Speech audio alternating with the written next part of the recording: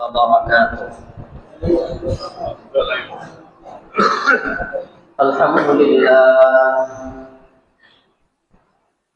الحمد لله الذي هدانا للإسلام،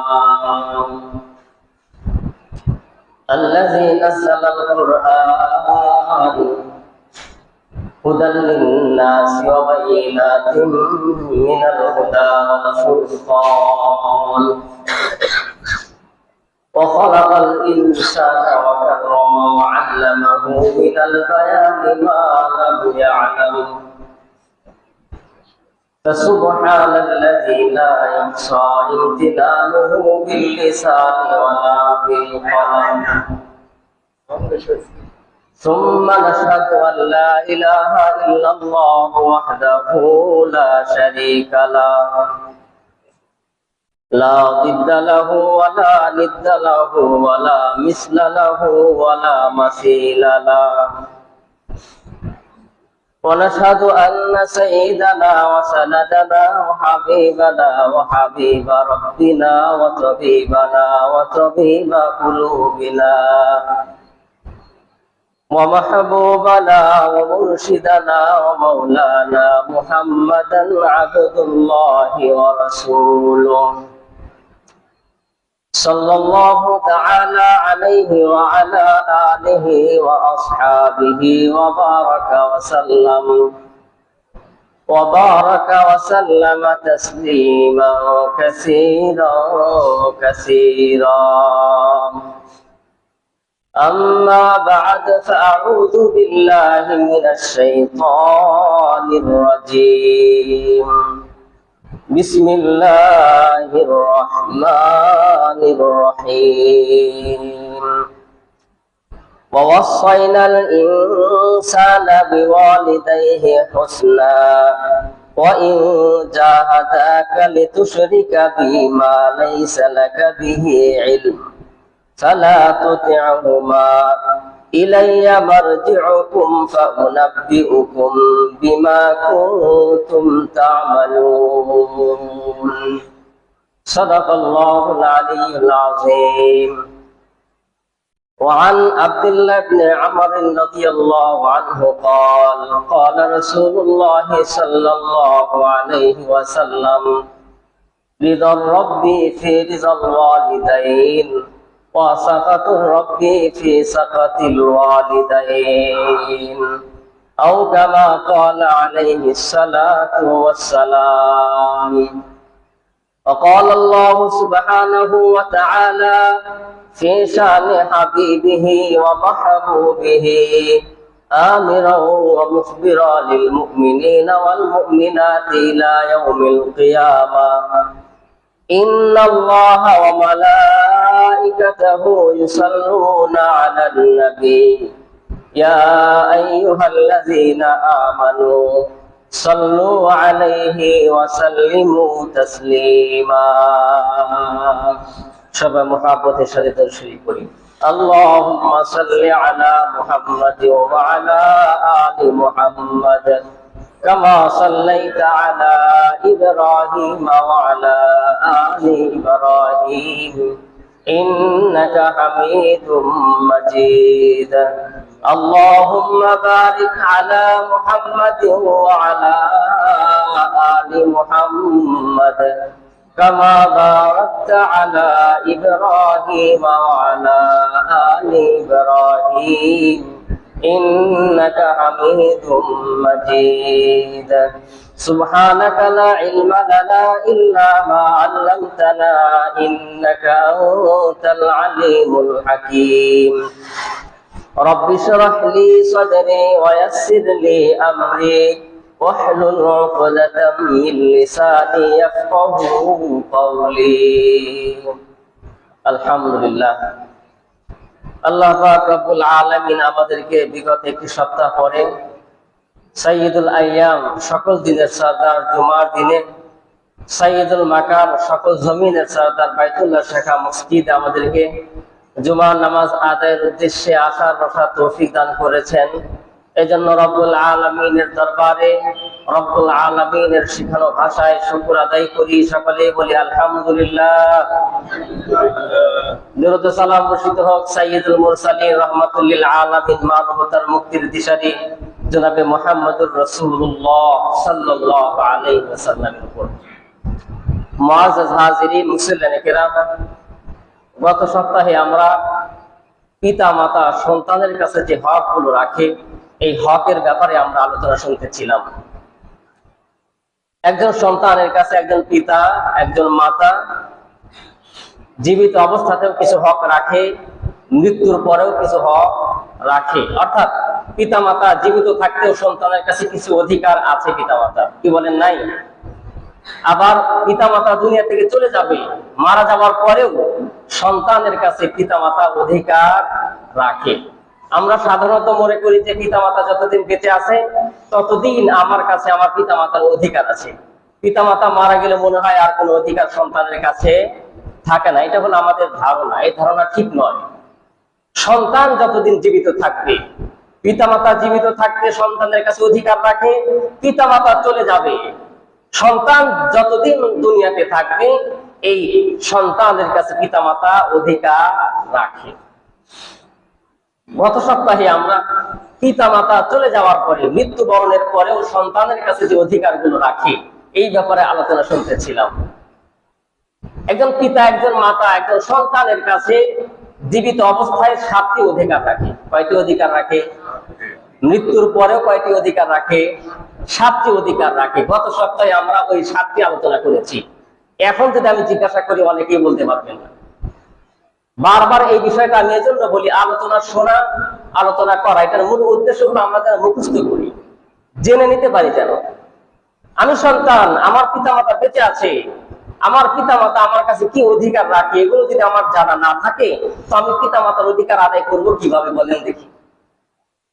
আবার আমি সন্তান, আপনি সন্তান, আপনার পিতা মাতা দুনিয়াতে নাই, চলে গেছে অন্ধকার কবরে, পিতা মাতা চলে গেছে, আপনার কাছে অধিকার রাখে এখনো 7টা। আপনি সন্তান, 7টা অধিকার জানেন না, এজন্য আপনি অধিকারগুলো আদায় করছেন না। এজন্য আজকের আলোচনা আমাদের পিতা মাতার অধিকারের ব্যাপারে, জীবিত অবস্থায় যে অধিকারগুলো রাখে এগুলো আলোচনা করব। পাশাপাশি মৃত্যুর পরে যে 7টা অধিকার রাখে একজন পিতা একজন মাতা সন্তানের কাছে, ওই 7টাও আজকে আমরা আলোচনা শুনবো ইনশাআল্লাহ। পিতা মাতার অধিকারের ব্যাপারে আল্লাহ তাআলা কুরআনুল কারীমে যে আদেশ দিয়েছেন আমাদের, সূরা বনী ইসরাঈলের আয়াত থেকে আপনারা শুনেছেন। আল্লাহ তাআলা পিতা মাতার ব্যাপারে সূরা বনী ইসরাঈল আল্লাহ তাআলা চূড়ান্ত ফয়সালা করে দিয়েছেন, ওয়াকাদা রাব্বুকা আল্লা তা'বুদু ইল্লা ইয়্যাহ ওয়া বিল ওয়ালিদাইনি ইহসানা। আল্লাহ তাআলা আমাদেরকে জানিয়ে দিচ্ছেন তোমাদের রবের পক্ষ থেকে তোমাদের জন্য চূড়ান্ত ফয়সালা হলো আল্লা তা'বুদু ইল্লা ইয়্যাহ, যে তোমরা তোমাদের রব ছাড়া আর কাউকে ইবাদত করবে না। কি বলেন? আল্লাহ ছাড়া কাউকে ইবাদতের সুযোগ আছে কি? হ্যাঁ। এরপরে আল্লাহ তাআলা বলেন ওয়া বিল ওয়ালিদাইনি ইহসানা, তোমরা তোমাদের পিতামাতার সাথে ইহসান করবে, সৎ আচরণ করবে। এই কথাটা আল্লাহ তাআলা কার ইবাদতের পরেই বলেছেন? আল্লাহ ছাড়া কাউর ইবাদত করা যাবে না। এই কথার পরপরই আল্লাহ তাআলা পিতামাতার সাথে সৎ আচরণের কথা বলেছেন। পিতামাতা যত বৈধ আদেশ করবে আমাদেরকে, শরীয়তের ভিতর থেকে যত আদেশ একজন সন্তানকে একজন পিতা একজন মাতা করবে, অবশ্যই সন্তানকে ওই আদেশগুলো মানতে হবে। আল্লাহ তাআলা তার ইবাদতের পরেই পিতা মাতার সাথে সৎ আচরণের কথা বলে বোঝাচ্ছেন, বান্দা আমার ইবাদত যেরকম তোমার জন্য ফরজ, এর বাইরে যাওয়ার কোনো সুযোগ নাই। পিতা মাতার সাথে সৎ আচরণের ব্যতিরিক্ত তোমার আর অন্য কোনো পথ নাই। তুমি যদি আল্লাহর ইবাদত করতে চাও, আল্লাহরই কেবল ইবাদত করতে হবে, অন্য কারোর দাসত্বের সুযোগ নাই, অন্য কারোর গোলামীর সুযোগ নাই। তুমি যদি আল্লাহকে রাজি করতে চাও, পিতামাতার সৎ ব্যবহারের মাধ্যমেই তোমাকে আল্লাহকে রাজি করাতে হবে। পিতামাতাকে তুমি রাজি না করে, পিতামাতার অবাধ্য হয়ে, পিতামাতার সাথে অসৎ আচরণ করে, সৎ ব্যবহার না করে তুমি যত পথেই তুমি আল্লাহকে রাজি করতে চাও, কখনোই তোমার পক্ষে আল্লাহকে রাজি করা সম্ভব হবে না। এজন্য একজন পিতা একজন মাতা সন্তানকে শরীয়তের ভিতর থেকে যত আদেশ করবে অবশ্যই সেটা মানতে হবে।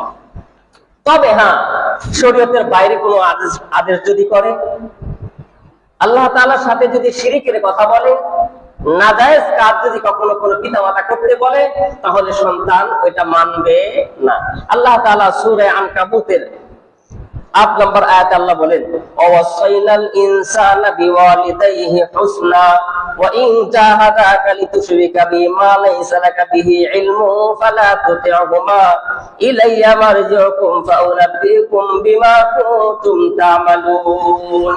আল্লাহ তাআলা বলেন, ওয়াসাইনাল ইনসানা বিওয়ালিদাইহি হুসনা, আমি তোমাদেরকে আদেশ করছি, তোমাদেরকে আমি আদেশ করছি এই কথা, তোমরা তোমাদের পিতামাতার সাথে সদাচরণ করবে। এটা আল্লাহ তাআলার আদেশ।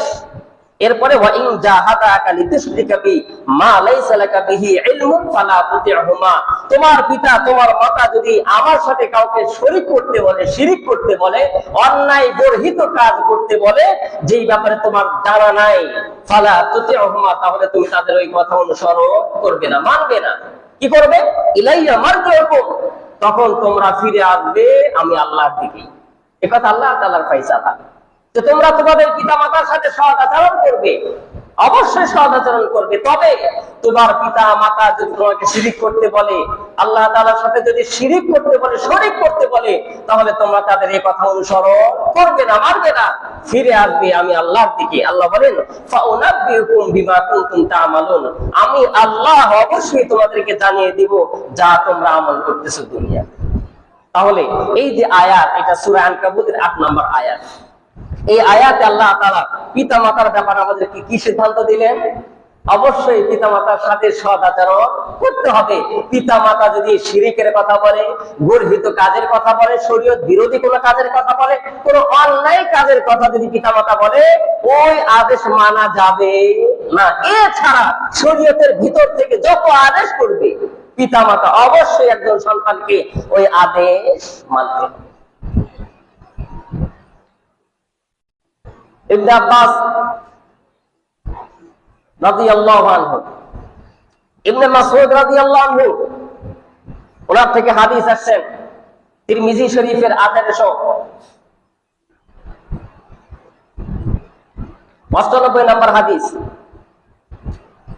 আব্দুল্লাহ ইবনে মাসউদ রাদিয়াল্লাহু আনহু বলেন, আমি রাসূল কারীম সাল্লাল্লাহু আলাইহি ওয়াসাল্লামকে জিজ্ঞাসা করলাম, ইয়া রাসূলুল্লাহ, কোন আমল উত্তম? রাসূল কারীম সাল্লাল্লাহু আলাইহি ওয়াসাল্লামকে যখন ইবনে মাসউদ রাদিয়াল্লাহু আনহু জিজ্ঞাসা করেছেন কোন আমল উত্তম, রাসূল কারীম সাল্লাল্লাহু আলাইহি ওয়াসাল্লাম এক নাম্বার বলেন, সঠিক সময়ে নামাজ পড়া হলো উত্তম। সঠিক সময়ে নামাজ আদায় করা উত্তম আমল। 2 নাম্বার বিররুল ওয়ালিদাইন, পিতামাতার সাথে সৎ আচরণ করা 2 নাম্বার উত্তম আমল। এরপরে আল্লাহ রাসূল সাল্লাল্লাহু আলাইহি ওয়াসাল্লাম বলেছেন, আল্লাহর রাস্তায় জিহাদ করা, এটা উত্তম আমল। তাহলে আওয়াল ওয়াক্তে নামাজ পড়া কি আমল? উত্তম আমল। আর পিতামাতার সাথে সৎ আচরণ করা, এটা কি আমল? উত্তম আমল। আল্লাহর রাস্তায় জিহাদ করা উত্তম আমল। মাআজ ইবনে হাকিম রাদিয়াল্লাহু আনহু একজন সাহাবী, উনি ওনার দাদা থেকে হাদিস বর্ণনা করেছেন। এটা তিরমিজির 1898 নম্বর হাদিস, অথবা 97 হবে, এটা আগের হাদিস। মাআজ ইবনে হাকিম রাদিয়াল্লাহু আনহু বলেন যে আমার দাদা রাসূল সাল্লাল্লাহু আলাইহি ওয়াসাল্লামকে জিজ্ঞাসা করেছেন যে আমি কার সাথে সৎ আচরণ করব। মাআজ ইবনে হাকিম ওনার দাদা রাসূলকে সরাসরি জিজ্ঞাসা করেছেন, ইয়া রাসূলুল্লাহ, আমি কার সাথে সৎ আচরণ করব? রাসূল সাল্লাল্লাহু আলাইহি ওয়াসাল্লাম বলেছেন, তোমার মায়ের সাথে তুমি সৎ আচরণ করবে। আবার জিজ্ঞাসা করেছেন, ইয়া রাসূলুল্লাহ, আমি কার সাথে সৎ আচরণ করব? রাসূল কারীম সাল্লাল্লাহু আলাইহি ওয়াসাল্লাম আবার উত্তর দিয়েছেন, তোমার মায়ের সাথে তুমি সৎ আচরণ করবে। আবারও জিজ্ঞাসা করেছেন তৃতীয়বার, ইয়া রাসূলুল্লাহ, আমি কার সাথে সৎ আচরণ করব? রাসূল কারীম সাল্লাল্লাহু আলাইহি ওয়াসাল্লাম বলেছেন, তোমার মায়ের সাথে সৎ আচরণ করবে। তাহলে কয়বার হলো? চতুর্থবার জিজ্ঞাসা করেছেন, ইয়া রাসূলুল্লাহ, আমি এরপরে কার সাথে সৎ আচরণ করব? রাসূল কারীম সাল্লাল্লাহু আলাইহি ওয়াসাল্লাম চতুর্থবার যখন জিজ্ঞাসা করেছেন তখন বলেছেন, তোমার বাবার সাথে তুমি সৎ আচরণ করবে। এরপরে ক্রমান্বয়ে সৎ আচরণের কথা আসছে। তাহলে এই হাদিসের ভিতরে যখন জিজ্ঞাসা করেছেন মাআজ ইবনে হাকিমের দাদা রাসূলকে, আমি কার সাথে সৎ আচরণ করব, রাসূল সাল্লাল্লাহু আলাইহি ওয়াসাল্লাম প্রথম 3 বার কার কথা বলেছেন? মায়ের কথা বলেছেন। চতুর্থবার বলেছেন কার কথা? বাবার কথা। এটা একটা হিকমত আছে এখানে। মা, একজন মা একটা সন্তান মানুষ করার জন্য অনেক কষ্ট সহ্য করেন, তার ভিতরে 3টা কষ্ট অনেক বেশি কষ্ট। কয়টা কষ্ট? তার ভিতরে 1 নাম্বার, সন্তান যখন গর্ভে চলে আসে এই সময় মারা যে কষ্ট করে, এই কষ্ট যদি কোনো পুরুষ বুঝাইতে চায় জিন্দেগি ভর চেষ্টা করবে। একজন মা সন্তান পেটে আসার পরে কি পরিমাণ কষ্ট সহ্য করে এটা কোন পুরুষ এটা কোনোদিন বোঝাতে পারবে না। কেমনে বোঝাবে? পুরুষের পেটে সন্তান আসে, সন্তান আসলে না বোঝাবে। একজন মা সন্তান যখন পেটে আসে খাইতে পারে না, শুইতে পারে না, ঠিক মতো বসতে পারে না, মন মতো খাবার খাইতে পারে না, পছন্দের খাবার সামনে থাকে, বসছে খাইতে কিন্তু আর খাইতে পারে না, রুচি নষ্ট হয়ে যায়, বমি করে ফেলে। অনেক মা আছে স্বাভাবিক অবস্থায় থাকে আলহামদুলিল্লাহ, আবার যাদের একটু কষ্ট বেশি হয় তাদের অবস্থা তো অনেক কঠিন হয়ে যায়, কিচ্ছু খাইতে পারে না। 1 নাম্বার কষ্ট, সন্তান যখন গর্ভে চলে আসে যে পরিমাণ কষ্ট সহ্য করতে হয়। 2 নাম্বার, আল্লাহু আকবার, সন্তান যখন দুনিয়াতে আসে এইটা যে কি পরিমাণ কষ্ট এটা আমরা পুরুষ জিন্দেগিতেও বুঝবো না। আল্লাহ তাআলা কোরআনে বলেছেন সুম্মা সাবিলা ইয়াসরা, আল্লাহ তাআলা সন্তান আসার যে রাস্তা এটা আল্লাহ তাআলা নিজ কুদরতে প্রশস্ত করে দেন। একজন মা যখন সন্তান দুনিয়াতে নিয়ে আসে কি পরিমাণ কষ্ট সহ্য হয়, কত রক্ত একজন মায়ের পেট থেকে বের হয়, শরীর থেকে বের হয়, এটা যারা সন্তান দুনিয়াতে নিয়ে আসে তারাই শুধু জানে। এটা কি স্বাভাবিক ব্যাপার? কি পরিমাণ কষ্ট সহ্য হয় একজন মায়ের। আল্লাহু আকবার।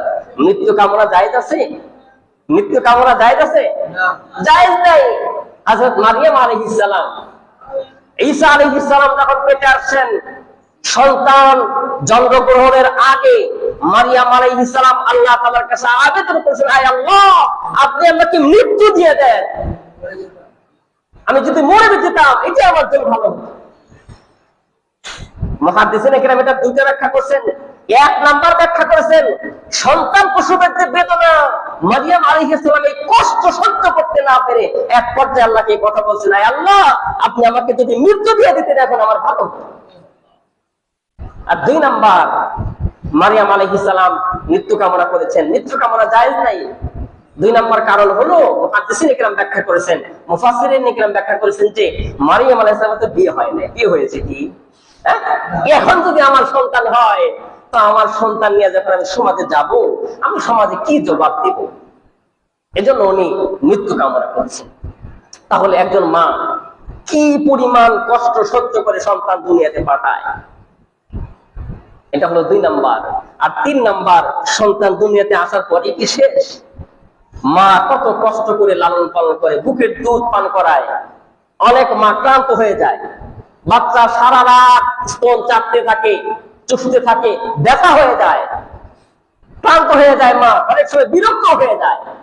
যারা বাবা তারা অনেক সময় এটা বুঝতে পারেন যে মা বিরক্ত হয়ে গেছে বাচ্চার উপরে, আমার বাচ্চা আছে আমি বুঝতে পারি ব্যাপারটা।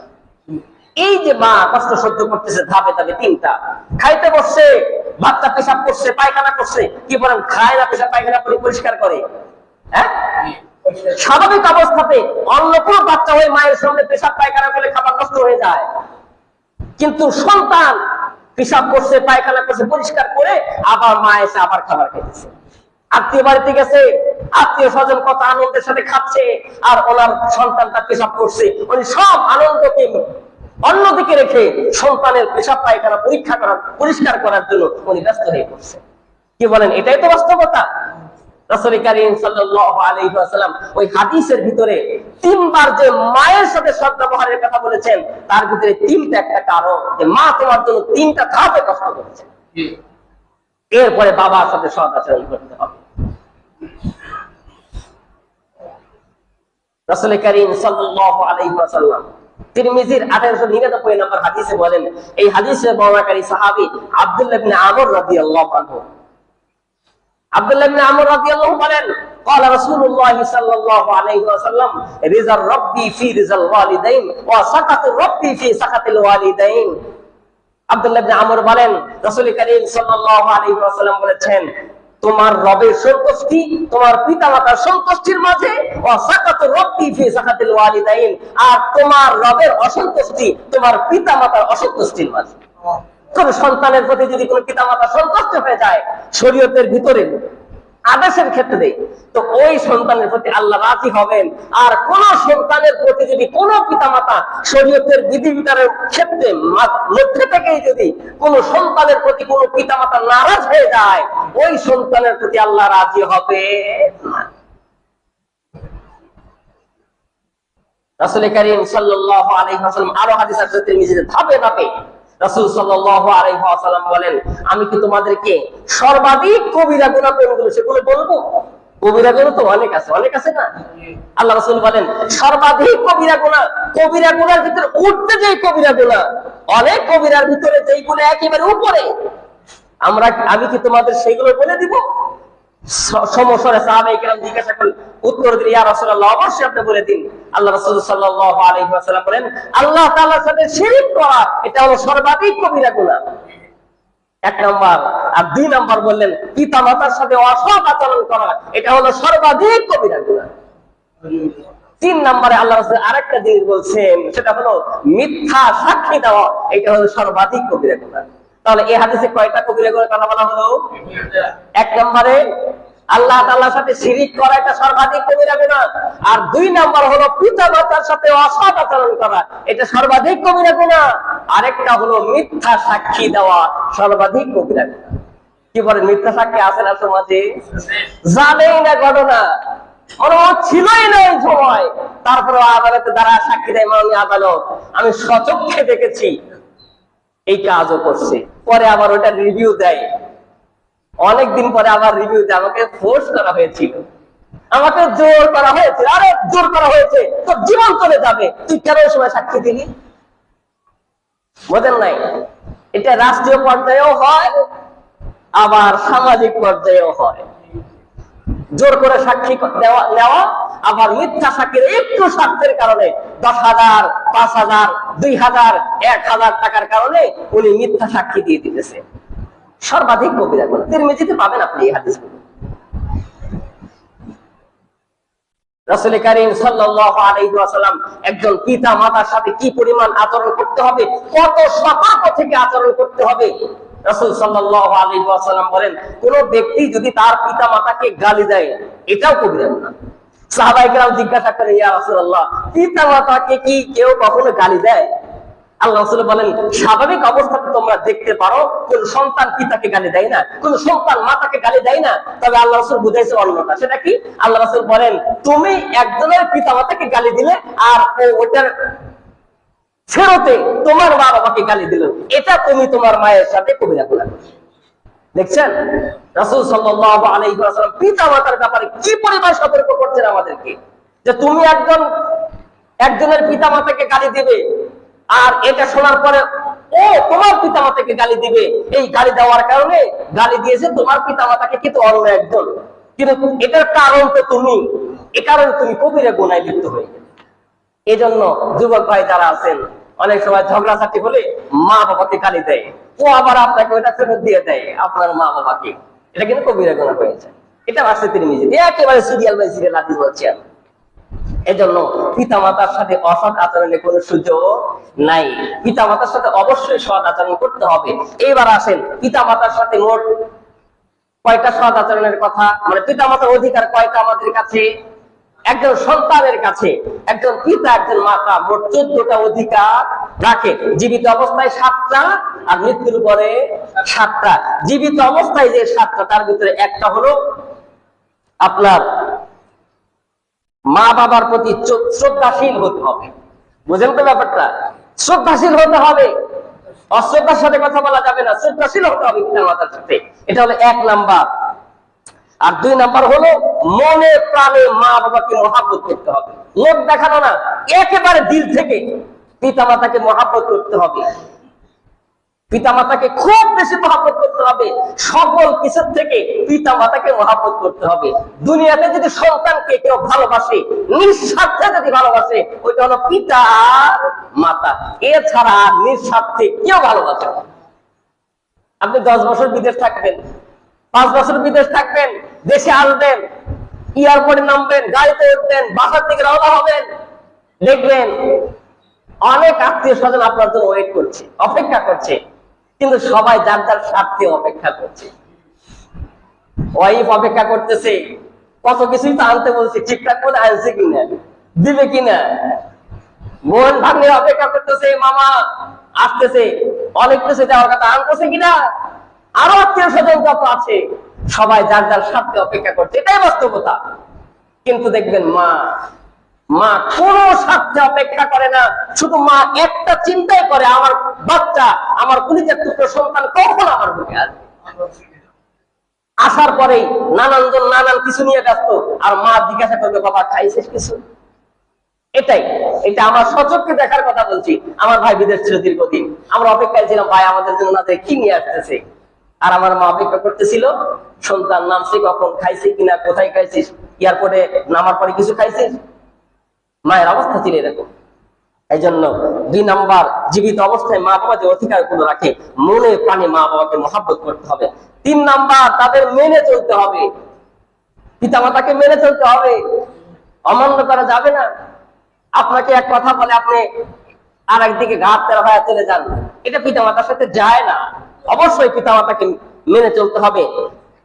4র্থ নাম্বার, পিতা মাতার খেদমত করতে হবে। এটা নাই এখন সমাজে, কি বলেন, আছে? পিতা মাতাকে খেদমত করতে হবে। দিন যত যাচ্ছে, বৃদ্ধাশ্রম আমাদের দেশে ততই বাড়তেছে। শিক্ষিত, আপা শিক্ষিত, সরকারি চাকরিজীবী, বড় ব্যবসায়ী, পিতা মাতাকে খেদমত করতে চায় না, টাকা দিয়ে বৃদ্ধাশ্রমে রাখবে, কিন্তু খেদমত তো আপনার কাছে আপনার বাবা অধিকার রাখে, এটা আপনার বাবা আমার হক, আপনার থেকে অবশ্যই আদায় করতে হবে। পিতা মাতাকে খেদমত করতে হবে। আপনি ওই যে শুরুতেই বললাম, পিতা মাতা আপনার সাথে যে আচরণ করেছে ছোটবেলায়, আপনি যদি ওই আচরণ করেন তখন হবে ইনসাফ, কিন্তু আচরণ তার থেকে বেশি করার কথা ভালো। আপনার পিতা মাতা, আমার পেশাব পায়খানা পরিষ্কার করেছে, আমি আমার বাচ্চা রাত্রিতে পেশাব করে, ওকে আবার আমি জাগনা পেলে ওর বিছানাটা, ওর কাঁথাটা পরিষ্কার করে ভালো কাঁথা ওকে দিয়ে দিয়ে। আমার বাবা মা যখন বার্ধক্যে উপনীত হবে, আমি যদি আমার বাবা মাকে এরকম আচরণ করি, তখন আমি ইনসাফ করতে পারি। আমরা এটা বাবা মার সাথে করতে পারি না। এজন্য পিতামাতার খেদমত করতে হবে। 5ম নাম্বার, পিতামাতার প্রয়োজন পূরণ করতে হবে। আপনি ঢাকায় থাকেন, আপনি রাজশাহী থাকেন, আপনি খুলনায় থাকেন, আপনি বিদেশে থাকেন, আপনার বাবা মা বাড়িতে কি খায়, কি না খায়, কি করে না পারে, আপনি কোনো খোঁজই নেন না। হাসরের ময়দানে আপনাকে অবশ্যই জবাব দিতে হবে। সব ঠিক, বন্ধুর সাথে আপনার সম্পর্ক ঠিক, সকল আত্মীয় স্বজনের সাথে আপনার সম্পর্ক ঠিক, শ্বশুর বাড়ি যাইতে আপনি খালি হাতে যেতে পারেন না, আর আপনার বাবা মা গ্রামে থাকে, ওরা কি খায়, কি না খায়, কি করে না পারে, আপনি কোনো খোঁজ নেন না। কখনো আপনি হাসরের ময়দানে আল্লাহ তাআলাকে রাজি করাতে পারবে না। পিতা মাতার প্রয়োজন পূরণ করতে হবে। ওষুধ লাগলে ওষুধ কিনে দিতে হবে, জিজ্ঞাসা করতে হবে, মা আপনার কি লাগবে একটু বলেন না, আপনি কি খাবেন একটু বলেন, পূরণ করতে হবে তাদের প্রয়োজন। এরপরে 6 নাম্বার, সর্বদা পিতামাতাকে আরাম আয়েশ পৌঁছানোর চেষ্টা করতে হবে।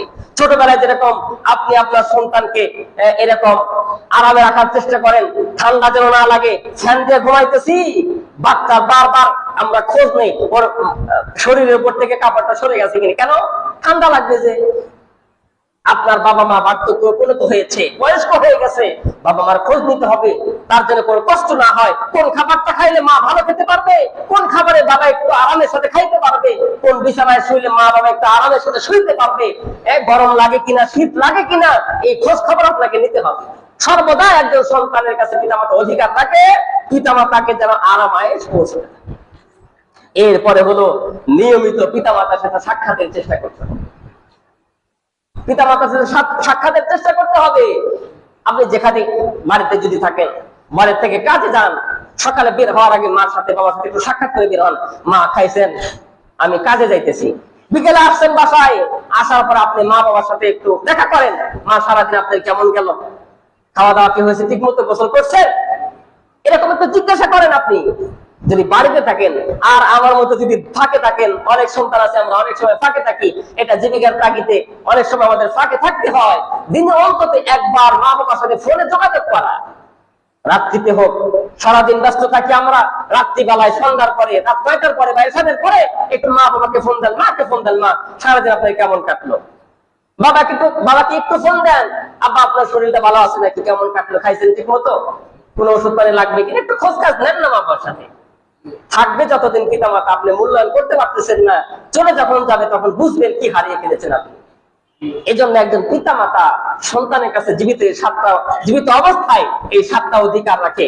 1 নম্বর মা বাবার প্রতি শ্রদ্ধাশীল হওয়া, 2 নম্বর তাদের মনে প্রাণে মহব্বত করা, 3 নম্বর তাদের মেনে চলা, 4র্থ নম্বর তাদের খেদমত করা, 5ম নম্বর তাদের কোনো প্রয়োজন থাকলে সেটা পূরণ করা, 6ষ্ঠ নম্বর সর্বদা তাদের আরাম আয়েশ পৌঁছানোর চিন্তা করা, আর 7ম নম্বর নিয়মিত সাক্ষাৎ করা। যদি সাক্ষাতের সুযোগ না হয় অন্তত পক্ষে নিয়মিত তাদের খোঁজ খবর নেওয়া, ফোনের মাধ্যমেও হতে পারে। আর মৃত্যুর পরে একজন পিতা মাতা যে 7টি অধিকার আমাদের কাছে রাখে, তার ভিতরে 1 নম্বর হলো শরীয়ত সম্মত কোনো ওসিয়ত যদি করে থাকে ওটা পূরণ করা। 2 নম্বর ঋণ যদি থাকে পিতা মাতার, ওই ঋণ কি করা, পরিশোধ করা। আমানত যদি থাকে পিতা মাতার কাছে, ওই আমানত গুলো আদায় করে দেওয়া। এরপরে 3য় নাম্বার সব রেসানি করা, মাঝে মাঝে পিতা মাতার কবরে কি করা, সব পৌঁছানো। এরা 4র্থ নাম্বার হলো মাগফিরাতের জন্য পিতা মাতার জন্য দোয়া করা, তারা যেন মাফ পায়, আল্লাহ যেন ক্ষমা করে দেয়, পিতা মাতার কাছে জন্য এই জন্য দোয়া করা। এরপরে তাদের আত্মীয় স্বজনের সাথে এরকম সম্মান করা, সৎ ব্যবহার করা, হ্যাঁ, মানে পিতার ভাই, চাচা, বা আমার পিতা যার সাথে ওঠা বসা বেশি করেছেন, বন্ধু, অথবা আমার মা তার বোন বা আমার মার বান্ধবী যার সাথে আমার মা বেশি চলাফেরা করছেন, তাদের সাথে সৎ ব্যবহার করা, সম্মান করা। এরপরে এই 6ষ্ঠ নম্বর হলো আমার পিতা মাতার যে, আমার বাবার যে বন্ধু আছে, ভাই আছে, আমার মায়ের যে বোন আছে, আমার মায়ের যে বান্ধবীগুলো আছে, তাদের সাধ্যমতো সাহায্য করা। এরপরে 7ম নাম্বার হলো মাঝে মাঝে পিতা মাতার কবর জিয়ারত করা। এই 14টা একজন সন্তানের কাছে পিতা মাতা এই 14টি হক রাখে। যদি আমরা এই 14 হক আদায় করি তবে আশা করা যায় যে পিতা মাতার হক আমরা আদায় কিছুটা হলে করতে পেরেছি। আর যদি আমরা আদায় করতে না পারি তাহলে কিন্তু আমরা ব্যর্থ হব। আল্লাহ তাআলা আমাদের সকলকে পিতা মাতার এই 14টি হক সঠিকভাবে আদায় তৌফিক দান করুন। সকলেই বলি আল্লাহুম্মা আমিন। ওয়া আখিরু দাওয়ানা আলহামদুলিল্লাহি রাব্বিল আলামিন। আসসালামু আলাইকুম ওয়া রাহমাতুল্লাহি ওয়া বারাকাতুহু।